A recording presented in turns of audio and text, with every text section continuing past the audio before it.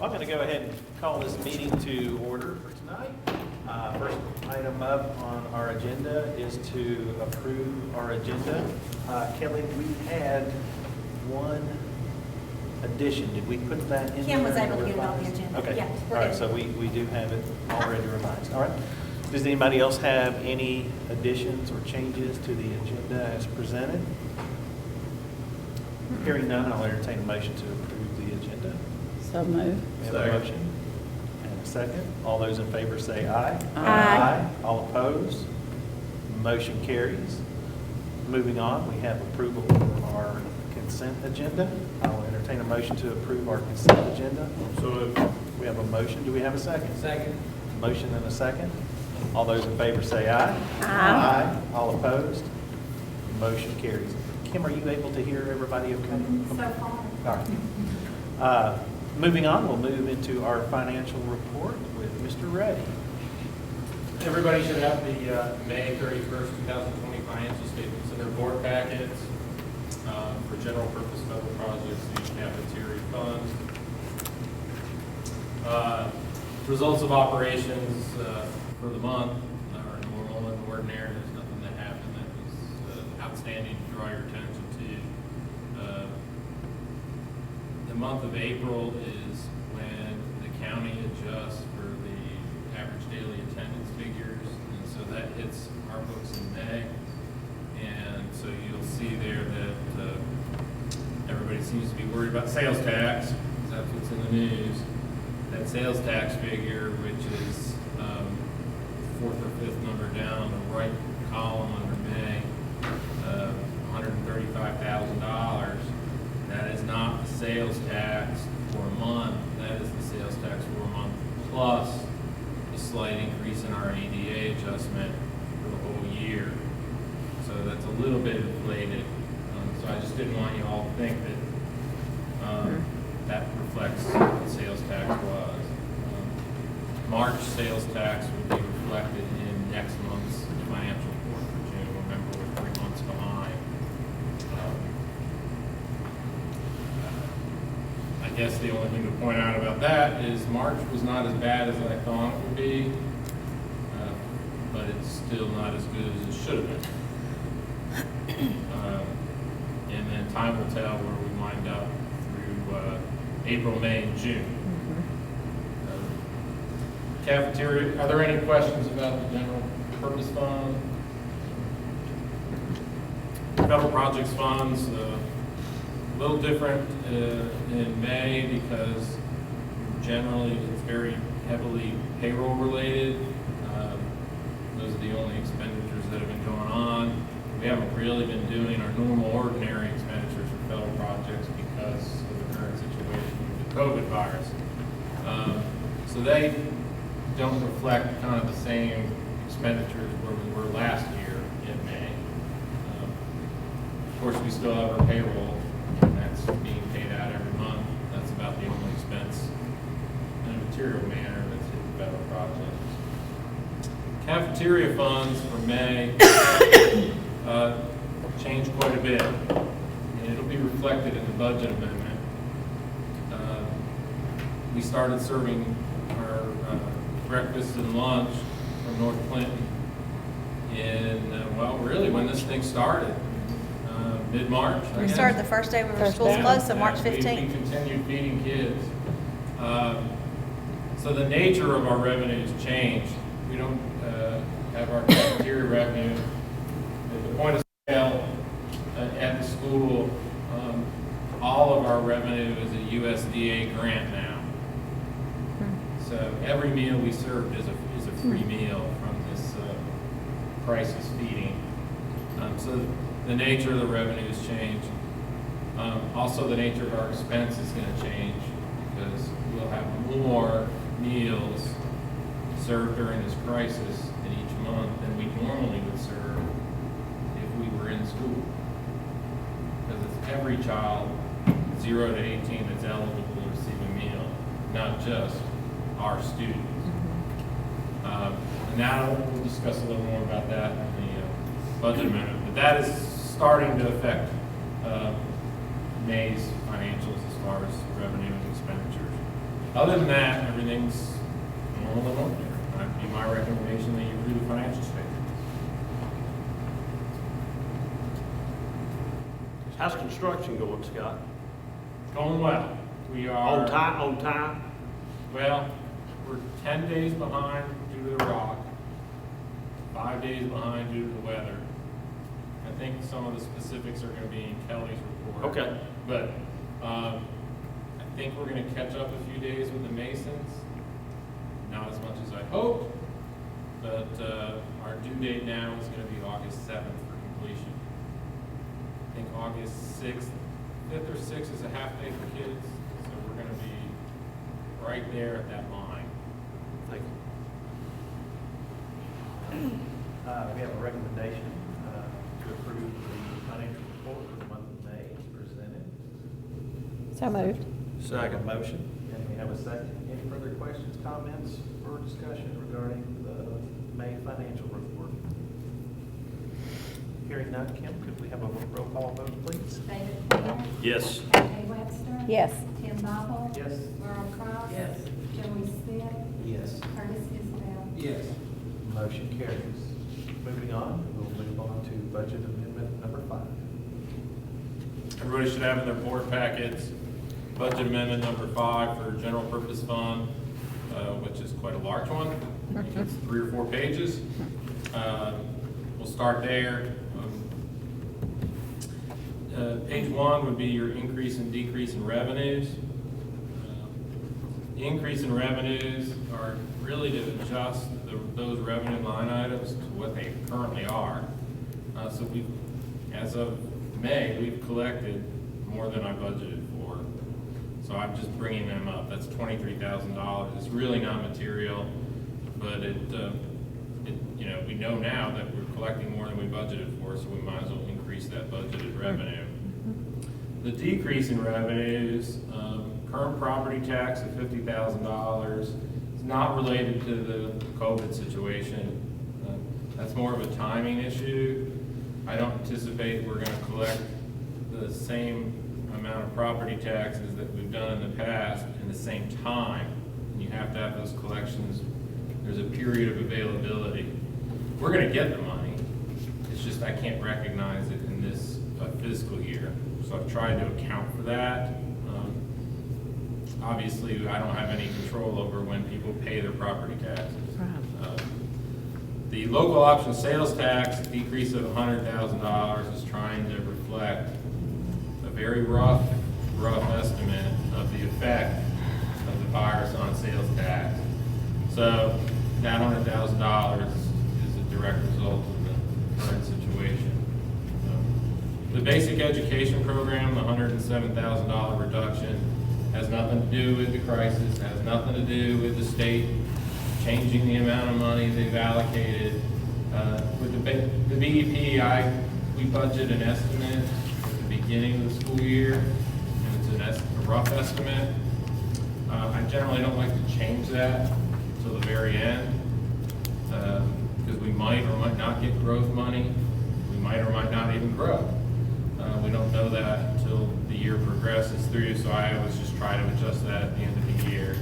So that adjustment, I didn't want y'all to think the state was giving us less money as a result of the crisis. This has nothing to do with that. Okay. That takes care of the revenues. Are there any questions on that? Your next page is your increase in expenditures. My memo describes all the material things. So if you scroll down, I try to address things over $5,000 or $10,000, and you'll see regular instruction equipment. We have an increase of $50,000. That is due to the purchase of some one-to-one devices for kids. Normally, we'd probably make that purchase in July, late July. It would go into next year's budget. Well, this year, every school system is going to be increasing those purchases, and we want to get to the front of the line and not have our kids wait.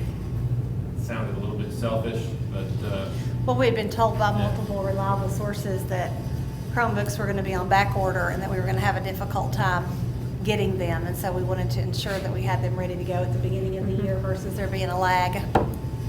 We can be selfish when it comes to our kids, right? Absolutely. If we scroll down, we've got administrative equipment of $17,000. That was for the intercom system, I believe here at South, that we really had no choice. We had to replace it. If we turn the page 2 of our decrease, page 3 is the decrease in expenditures. Now you'll see the first line is teachers. Don't want anybody to think we terminated any teachers to balance the budget. We always incorporate into the budget 2.5 positions, because sometimes when we propose the budget, you approve it, we don't know exactly what our enrollment is going to be. But we want to have some money laid into the budget if we have to add a new teacher, and I think that's happened at North in the past. We've had to add a first grade class or a second grade class just due to enrollment. So we want to have the ability to do that. Given the current situation and our decrease in sales tax revenue, I had to kind of search through the budget for areas where we may have laid in some extra money for some unknowns. Well, at this late date, it's not an unknown.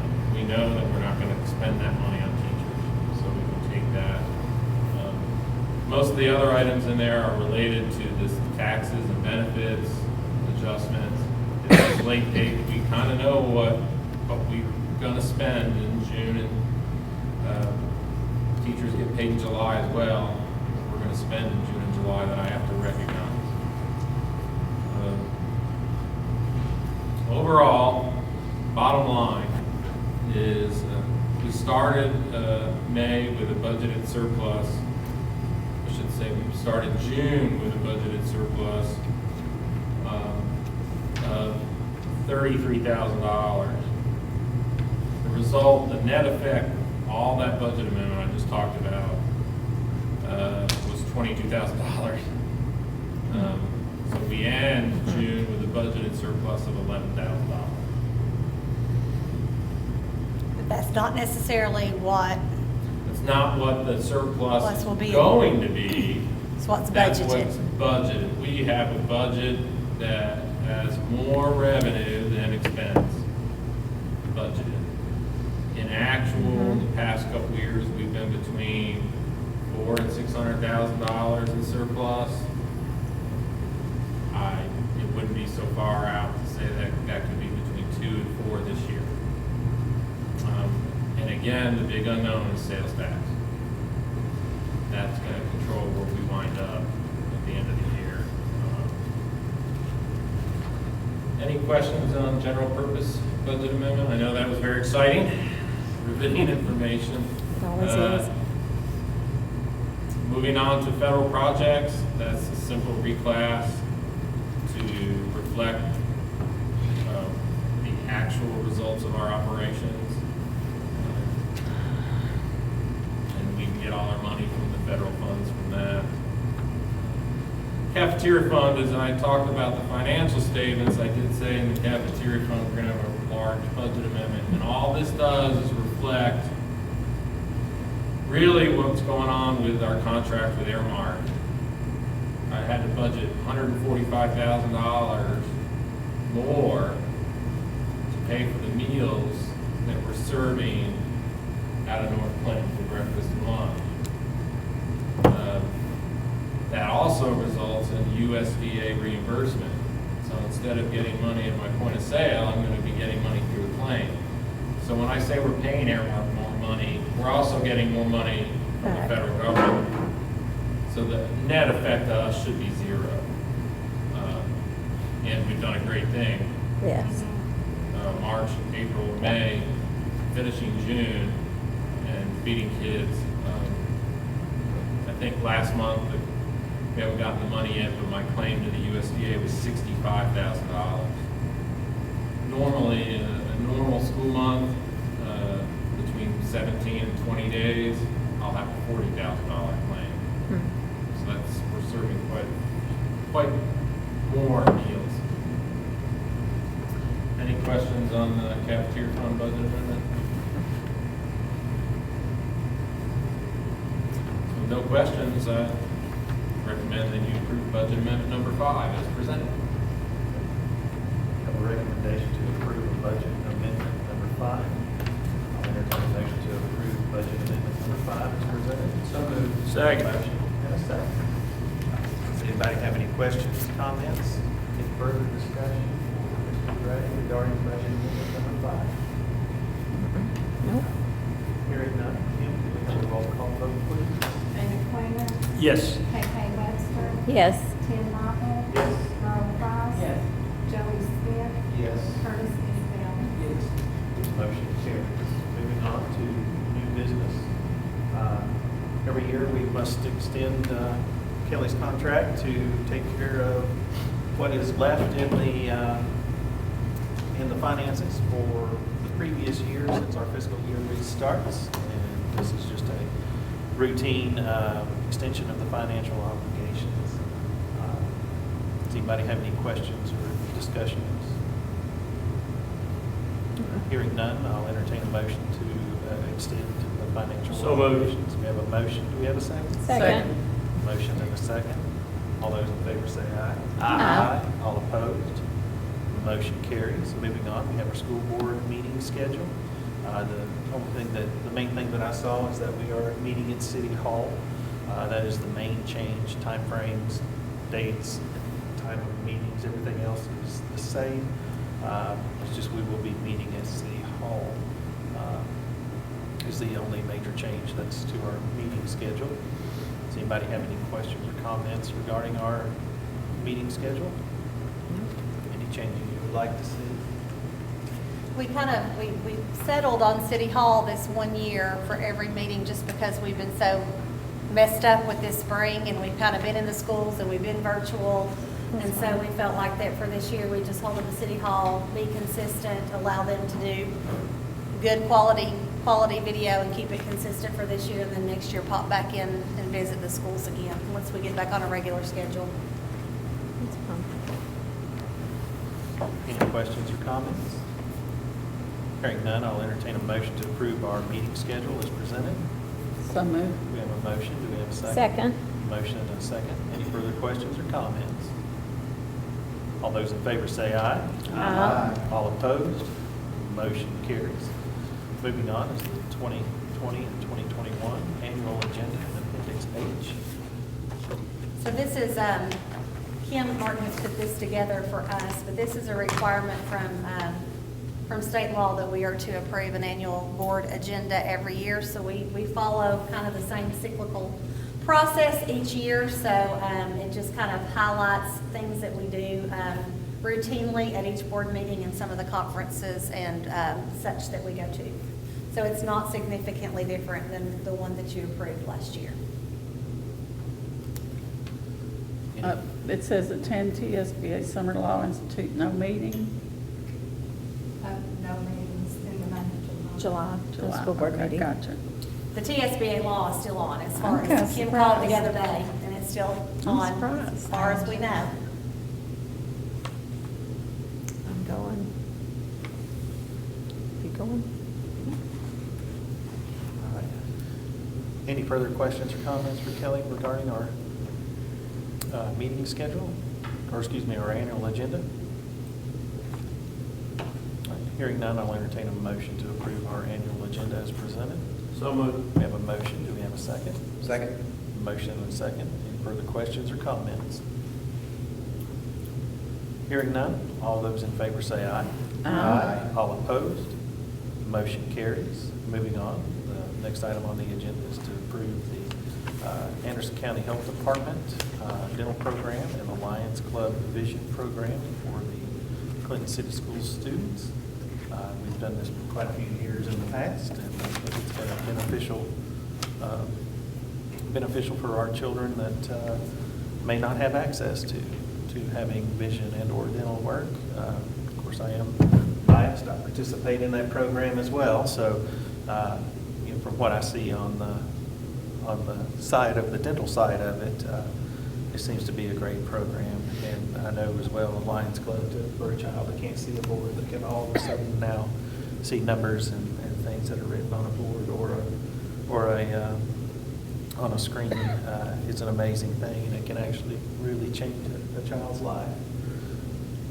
So any further discussion or questions regarding the contract approval for the Health Department Dental Program and Lions Club Vision Program? I just want to say it's an excellent program. We've done it for years, and it's an excellent program. All right, I'll entertain a motion to approve the contracts as presented. So moved. Motion, do we have a second? Second. We have a motion and a second. Any further questions or comments? Hearing none, all those in favor say aye. Aye. All opposed? Motion carries. Moving on is to approve Clinton City Schools Virtual Academy contract with Edgenuity. This is what we had talked about earlier. Yes, so we, as you know, we've been holding Clinton City think tanks, and we've been following a protocol by NIET to help us prepare for several different scenarios for opening up the school year in August. So the 4 scenarios that we have prepared for is obviously brick and mortar, everybody coming back for face-to-face instruction with safety precautions. Plan B is all virtual if we needed to shut down the buildings and everyone go virtual. The other one, Plan C, is if we needed to do concurrently some online and some in person. And then our last one is intermittent. If we came to school for a while and if we saw a spike, we needed to close for a month in October and then come back and kind of do intermittent in-house and virtual. But as we were talking, we have several medically fragile students that we know for a fact the doctors are not going to feel comfortable with them coming back. We have one in particular who's the health concerns are so great that she has not sought approval to even come for extended school year services one-on-one at this point. So we want to give our parents some options in those medical sensitive cases to where they're not left with an option of just homebound, which technically we all know doesn't provide long-term the services that the child would need to sustain academically. And we certainly don't want them to feel the pressure that they've got to pull out and homeschool. So we almost feel like that we have to offer some sort of virtual. What we don't want to do is we don't want this to become, you know, an overused thing because we know the quality is not as good as what it would be face-to-face in a classroom. But for short term, for some of these medical considerations, I think we need to provide them with a virtual option. So we have met with Edgenuity, and they are a company that has all of the virtual content that we would need for kindergarten through 6th grade. And so we would enter into an agreement with them, and for our medically fragile students or students who had a valid reason for not coming back, wanting to come back to a brick and mortar fashion, they would take their Chromebook home with them, and we would contact Edgenuity and get them set up, and all their content could be delivered virtually. They still remain enrolled in Clinton City Schools, but a virtual teacher would then work with them. They would give feedback on their assignments. They would give grades on their assignments. They would give progress reports to the parents once a week. But then at the end of the 9 weeks, we would always have access to that dashboard to see the kids' progress, to check in with the kids. Every 9 weeks, the report card would come from Clinton City Schools. And so therefore, our hope is that would keep them on track academically to where when they are able to rejoin us again, they're not significantly behind and have that stress of dealing with significant academic gains. Is a virtual teacher a Clinton City Schools teacher? We can choose either way. We can choose to do a Clinton City Schools to be the virtual teacher, or they have virtual teachers that we can use. And the price, honestly, is not that different. Right now, I need to see how many kids come back. What you're seeing some systems do is take one grade level teacher at each system, and they become like the virtual teacher for everybody. Clinton City is so small, we're not afforded that opportunity because we anticipate that we're gonna get 95% of our kids are gonna come back and parents are gonna be okay with them coming back. So I can't dedicate one first grade teacher to do that, nor do I want it to be a situation where a 6th grade teacher is doing all the virtual feedback and trying to give a kindergarten teacher feedback when she doesn't know anything about kindergarten. So I'm leaning towards at least attempting and piloting the Edgenuity teacher and see if they stay in close contact with us. We had toyed with an extended contract, but honestly, I think after teachers have taught face-to-face all day long to then ask them to do also virtual at home, I think they're going to be stressed enough coming back trying to clear up these academic gains. I think that would be asking them to do too much. So we're leaning towards trying the Edgenuity teachers, but they said if for some reason we wanted to transfer that back over to a Clinton City teacher, that they will work with us on that. It's not something where we pay up front.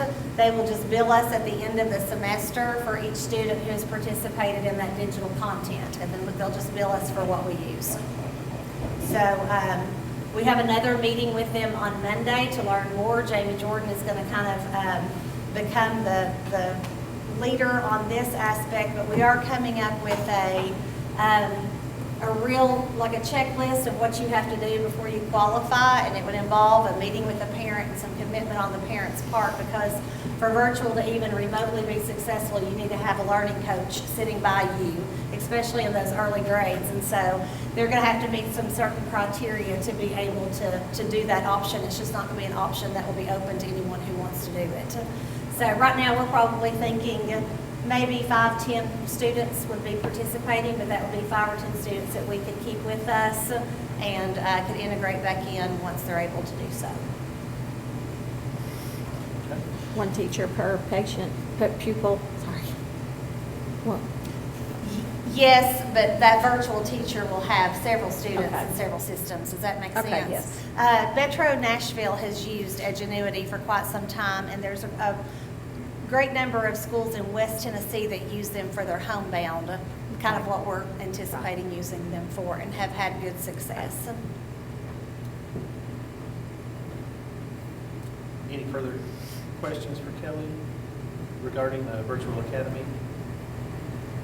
And if you want to know the cost, what we're looking at cost-wise per kid is the pricing's a little bit different from K to 5. 6th grade gets a little bit cheaper, but it's roughly about $1,600 per semester per kid. So, Mr. Chairman, I make a motion we approve. We have a motion. Do we have a second? Second. Motion and a second. Any further questions or comment for Kelly regarding Ingenuity? All right. All those in favor say aye. Aye. All opposed? Motion carries. Moving on to approve the director's evaluation contract. Hopefully all of you have had the opportunity to speak with Molly Scarborough and see the results from the evaluation. I would love to point out that everything was marked with consistently meets expectations or exceeds expectations. There were no other marks any lower than that. From the evaluation, it's unanimous, obviously, through the board that you are doing a wonderful job. You're a great representative of the school. Very proud of what you're doing and how you involve the board, involve the schools, and keep us all informed. You're a visionary for the schools, and you're also very, very good at transferring the vision of the board to the staff, and the results that you get are absolutely excellent. So hopefully everybody has gotten a summary of that, and I'll approve a motion, or I might, if anyone would like to make a motion to approve the evaluation. So moved. We have a Second. motion and a second. Any further comments? I'd like to comment. I hope everybody on the board understands Ms. Johnson did not get a raise this year. And that, I find that upsetting as much as she does. I know she doesn't. I find that upsetting that she didn't get a bump. You know, we've worked hard on teachers' pay. I'll vote for a teacher raise every time. Even if we gotta go borrow the money, if that's possible, I'd do it, to have teachers get a raise. But Ms. Johnson is a jewel. She's more than just a spokesman for the school system. I think she's the face of the city of Clinton, as far as I'm concerned, out here talking about the city. So I just find it appalling that she didn't get a raise this time. Even though she's very fine with it, I've discussed it with her, she's fine with it, I still find it appalling that we didn't give her a raise. we're good. We're good. I know I we're good. I promise we're understand we're good. I good. just, We're good. we concentrate on everybody else. I think we need to concentrate on Miss Johnson and make sure we take care of her, because we sure do not want her to leave. I'm not leaving. I know you're not, but I'm don't not ever going say ever, anywhere. because it could happen. When I leave, it'll be to go to the house. I understand. Now, in our previous contracts, we have had down Yeah. the percentage raise It is. increase that the teachers get. So too does the director and the. I understand that, Mr. Chair, but I just find it appalling that she didn't get something this day. Everybody else got something, she got nothing, and she is a hardworking individual, and you're correct on all the comments you made about her. She does keep us very informed, has to fool me too at the same time, but beside the point. How much would that be worth, David That's Quaker? worth a lot. But I guarantee the two other top city people in this city got bumps, being Roger Houck and Greg Fay. I guarantee you they did. And Miss Johnson should have got a raise. That would- I'll end it at that. Okay. I appreciate his comments, but honestly, in the contract, it says if teachers get raises, then I get in proportion, and in this climate, in this economic time, I would not even feel comfortable doing that. I would much rather that money go towards our kids, but I so appreciate his heart and appreciate his positive comments. I agree with you, David. We all do. Thank you, Mark. Thank you, Kate. Just how I feel. Well, I'll be really honest with everybody. I don't know how we do that. I guess it was already in the contract, is It that? is. It's in the contract that every time we vote for a raise or a percentage increase for our teachers, so too do the administrators at Kelly also receive that same percentage raise. The reason that we have done that from in the past is that, talking with the director, it is her belief that the success of the schools is not based solely on her, it is based on the group. As the group moves ahead as a whole, so does all units of that group. Next up on is approval of her contract. So that can be amended or changed as anybody sees fit. While we're here at this board meeting, we can change that if somebody wants to put a bump in there. By all means, it's open for discussion or whatnot. I would like for us to look at it next year for sure, okay? And that we look at that contract sometime during the year there. What percentage? I don't have What any. percentage are our teachers going up with their raises? Or, it's just a step raise as far as this year. Correct. And then we did the legacy stipend for our ones that are, but really in this economic time, just really leave it be for, I'm good, I promise. I've always said I don't do it for the money, I do it because I love Clinton and I love the kids, so. Well, I just hope the teachers understand, it's not this group here that did not give them a raise this year. Blame that on the governor. They They know. yes. That's they exactly, very much that's where it come understand. from, so blame it on the governor, Yeah. not this group here. And I will I tell will you be that when quiet. we held the conversation with the teachers, they overwhelmingly, of course, you all know what a great staff we have. They overwhelmingly were just glad to have a Yeah, job. absolutely. I mean, every one of them said, we are just thankful that we were continued to be paid get through school paid. closings and that Yes. we know that we can come back to a job next year. Yes. So, I mean, they very sweetly said, we would much rather sacrifice a raise and just get a step increase, but everybody still get to keep their job. Yes. So they very much see that it's kind of, we're all in it together and we all take sacrifices together. And this is just a year we sacrifice. So It was a tough year. It was a tough it year. is a A very very tough. tough And it's year. hard not knowing, when we were first doing the budget, Scott and I were looking at this huge increase to teacher, to the whole salary schedule. And then the 4% went to 2%.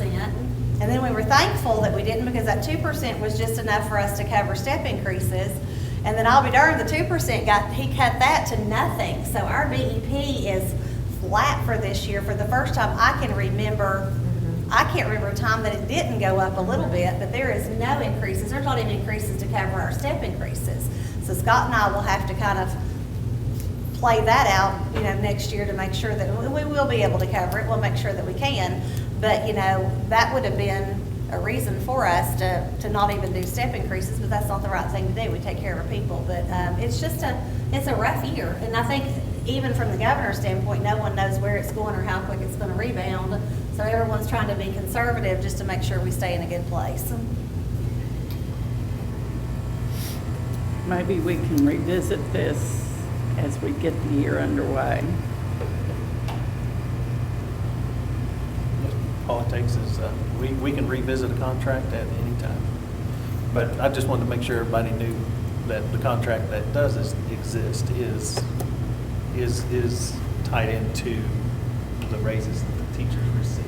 And we did that back when Dr. Violet was here. So that's been in place for 15 years, 16 years, but it can be revisited at any time. Well, that's almost, it's nice to have that, but then you're not negotiating every year. You just, whatever, it just, It comes everybody's on automatically. a same playing field. The other thing that always comes up in the contract is that by law, the maximum contract that we can have with Kelly is a 4-year contract. And as we come to the completion of this year, her contract now is a 3-year contract. I think it would be great to offer Kelly a extension to a 4-year contract once again as this year winds down, and just keep her running. 4-year contract, which is the maximum by law that we can allow. And So moved. Second. We have a motion and a second. And a third. And a third. All those in favor say aye. Aye. All opposed, motion carries. Moving on to reports and information. Please look through that. Our next school board meeting is not going to be in July, but it will be at the Clinton Municipal Building in August. Summer Law Institute is still on as of right now. That can change at any minute. I know 2 days ago, my dental meeting was canceled in Gatlinburg, so this one could very well be canceled short notice. The fall district meeting will be in Jefferson County on September the 15th of this year, so if you have time to mark your calendars, Kim will probably be contacting you at some time in the future there to see who's going to be able to go, and we'll probably provide some enjoyable transportation in a van, Kelly driving, and we'll learn all I'll kinds drive, of Merle neat can new tell the things. stories. And Joey gets front seat. And Joey gets front seat. That sounds good. All right. That's all of the information in the reports. So we'll move on to the director's report. Okay, so I've got some updates there for you all. First of all, thank you. It is always a very uncomfortable thing when you're sitting in the seat talking about contracts and evaluations, but you all are you're beyond kind, and I really appreciate the positive things that you said. I'm a firm believer that we do it together, and it's not one person. We've got a great team, and I think I've said this probably every year, but my daddy always taught me that you surround yourself with people better than you, and that's exactly what I have done, is surrounded myself with people much smarter than me. And so we just, I appreciate what everyone has done, that we're all a reflection on each other, and I just appreciate you having faith in me to keep me around for another 4 years. And like I said, this is my destination. It's not a journey. I wouldn't go anywhere else if I was given the chance, because Clinton is my home. Clinton is near and dear to my heart, and my passion is our sweet little Clinton City kids and teachers. So I just appreciate you giving me the opportunity to stay. If I do want to recognize a couple of things before we start on what's on the director's report, is just, I think you may have said this, but just congratulations to Lauren Burton. She was the recipient of that Ruth Foster Wright Scholarship, and we didn't get a chance to award that to her in person this year because they had to do the awards virtual. But Tracy and her have come by to pick up the check, and they were very appreciative of that. Of course, you know what a good girl she is, and she will go forth and do great things. She will.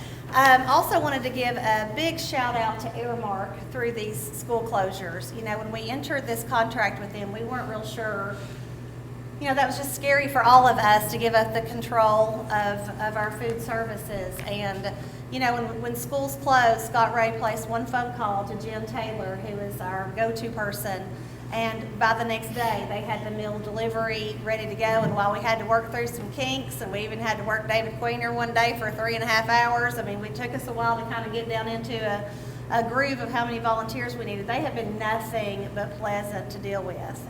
And with all due respect, you know, the federal reimbursements stay the same, but in the way that we have done these meals, they've had to buy, you know, prepackaged fruit and, you know, some of the things that cost a little bit more. So the cost on their end went up significantly, and they could have easily told us to go with Etherite and go with cold food, but they, along with us, shared our vision that kids deserve something hot every day.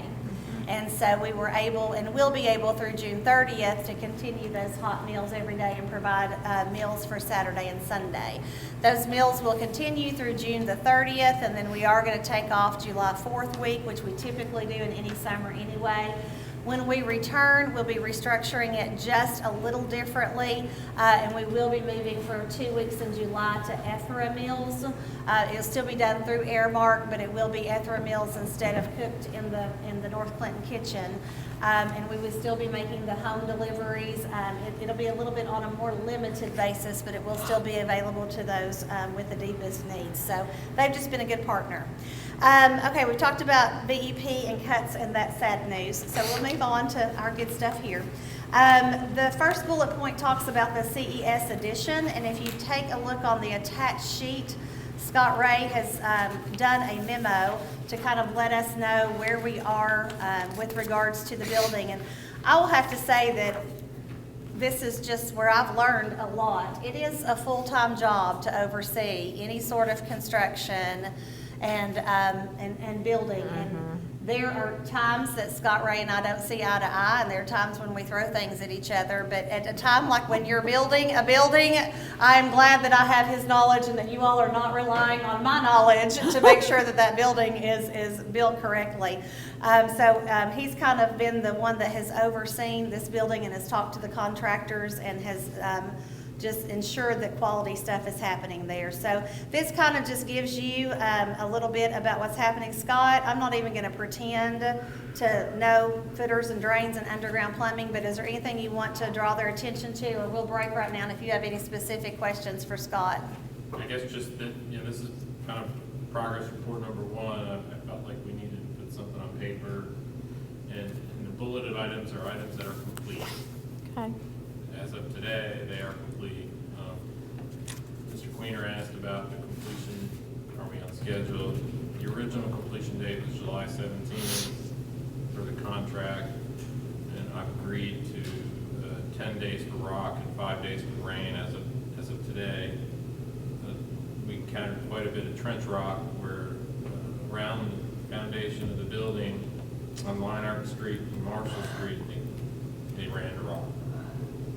There was a predetermined price for that, which we've got covered, it's built into the contract.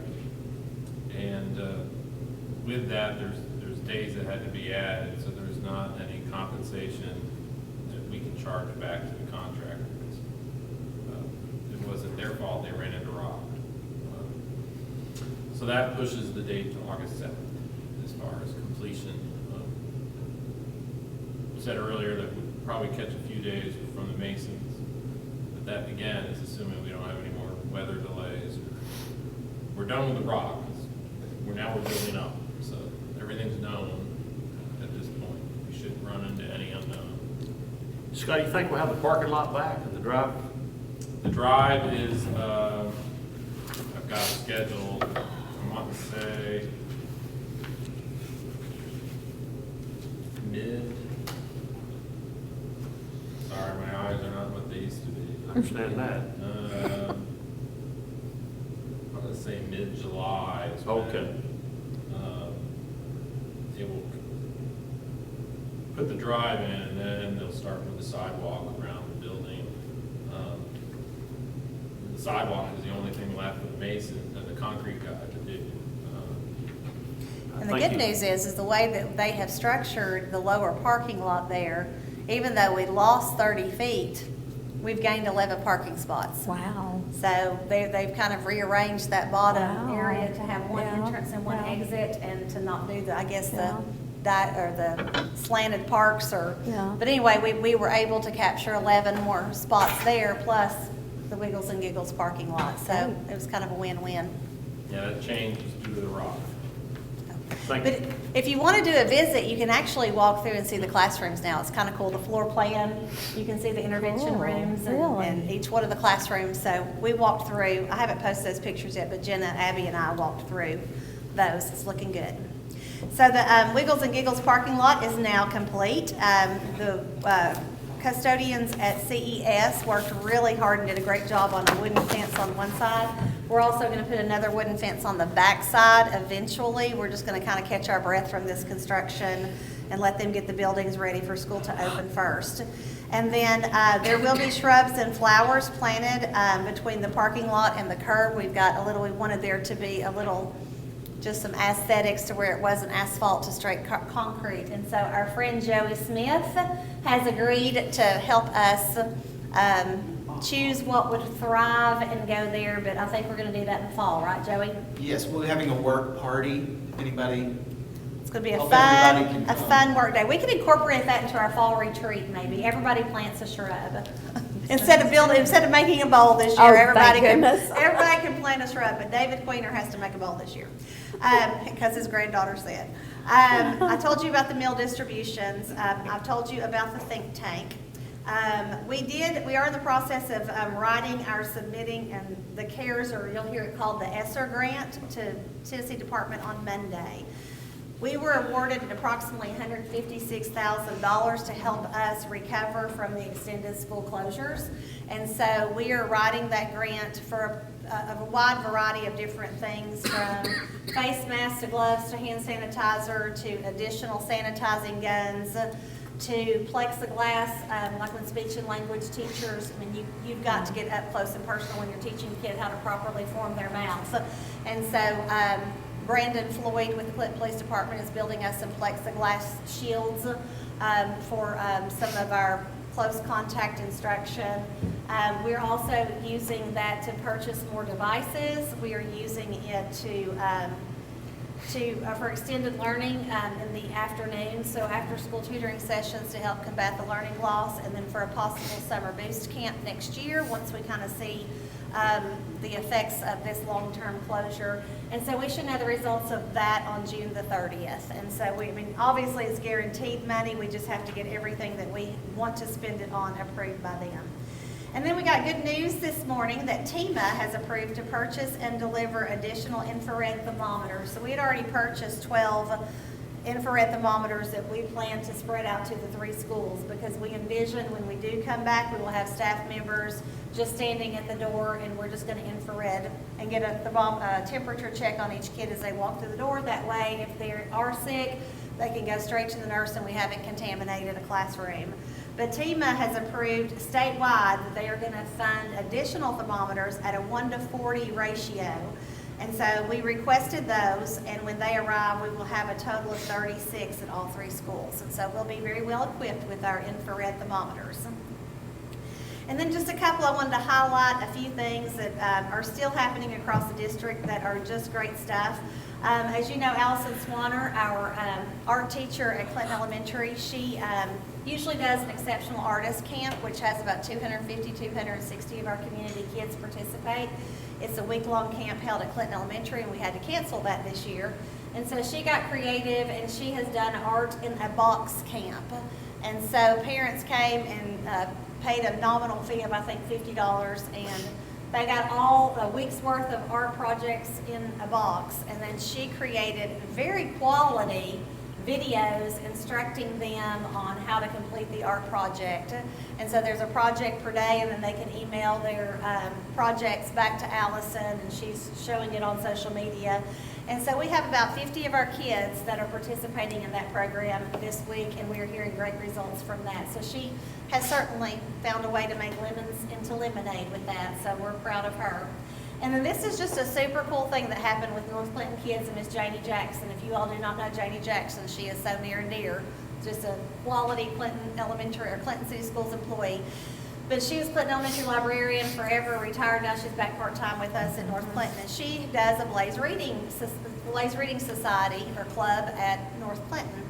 and they were getting ready to read their last book right when school closures happened.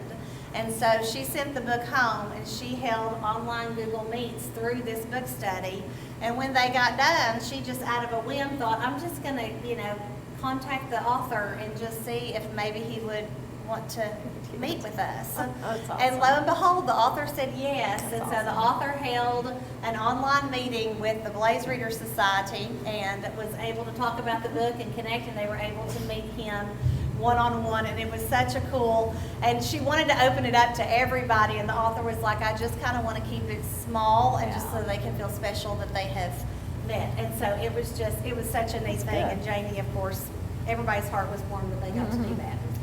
So those are some good things that are happening still across the district. And then August is going to be here before you know it. We joke in central office all the time, August is almost here, August is almost here. I mean, so it's really not far away.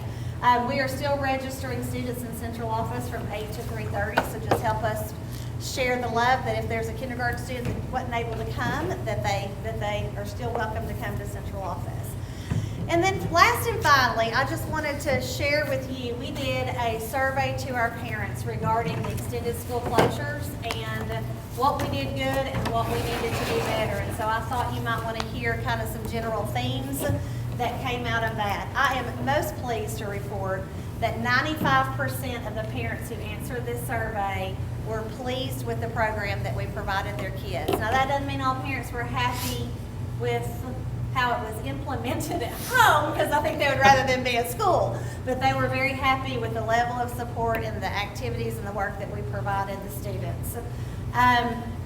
What they did say is that the parents did use the teacher resources, that about 50 to 60% of the activities required the internet. And so that's why we are doing that survey right now that you've probably seen on Facebook. Once we get that survey back, everybody that we don't hear from, we're making individual phone calls, because when we walk into school, we want to have a list of who does not have internet, and we've used some of that CARES money to purchase hotspots, and that way when the Chromebook goes home, if the kid doesn't have internet, the hotspot goes home with the kids so that we can kick into virtual immediately. Like there again, 95% felt supported by CCS. 60 to 70% of parents said the resources were not overwhelming. 90% agreed that they were helpful. There was a 50-50 split on if homeschool was difficult. So 50% said they were able to manage, 50% said they didn't. And there was a direct line between whether the parents worked or not. If parents didn't work, they felt like it was easier. If they worked, I mean, they're exhausted when they come home. They don't have a whole lot left. Overall, they want more. This was interesting. They want more paper pencil work, but they want more online instruction. So they wanted more teacher videos of how to do things. And I think we had pockets of teachers doing that, and then we had pockets of teachers that weren't. But they want more instructional videos. The parents were way more worried about math than reading, especially once you hit third grade. The parents had a hard time, especially we got lots of feedback of I don't know how to teach this Common Core math, even though it's really not Common Core anymore. We don't always teach the carrying of the one, and so we had to walk some parents through that. Teachers contacted students on an average of once a week. We've learned that parents want information. They do not want to get it through a phone call. They do not want to get it through a newsletter. They want to get it through a text, because that's how we communicate. And right now, or through these school closures, unless a teacher was texting a parent directly, we didn't have a consistent format to be able to text our parents information. Well, we do now going into the school year, we'll use School Messenger and give teachers access to School Messenger is what I use. There is a text message option, and so we know going into that they felt like that we did a great job communicating with kids, but they wanted more communication with them. We need to know what the expectations are so that we can make our kids do those expectations. And so we have a plan for more email and text versus phone calls, and we'll continue social media as well. 15 to 20% want more teacher support for if remote learning's continued. And then 20%, as we said, if virtual is truly successful, you need to have a learning coach. You need to have someone sitting kind of beside you and kind of prompting you. And 20% of our parents said that they did not have a learning coach at home, and that made it very, very hard.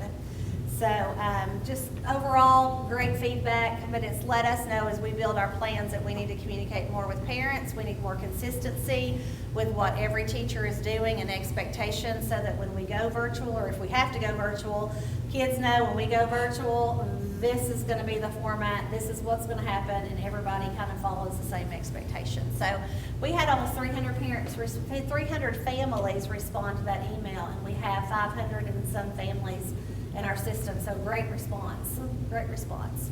So any questions on that? Okay, if not, that concludes my report. All right. Does anybody else have anything else they'd like to add?